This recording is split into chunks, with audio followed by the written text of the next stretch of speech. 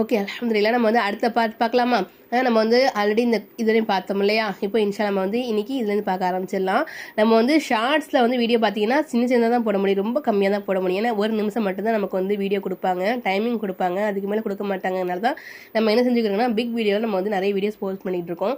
நீங்கள் பார்க்க கண்டு நம்ம சேனல் செக் பண்ணி பாருங்கள், உங்களாடி கண்டிப்பாக வந்து எல்லாத்தையுமே எடுத்துக்கிற முடியும்.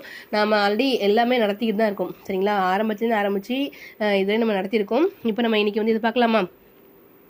இந்த சத்து பெற்ற எழுத்துக்கு வந்து சத்துக்கு வந்து என்ன அர்த்தம்னா ஒரு சுக்குனும் ஒரு ஹரக்கத்தும் சரிங்களா? ஜேரு ஜபரு பேசு எதுனாலும் ஓகே, ஒரு ஹரக்கத்தும் சேர்ந்தது தான் இந்த சத்து.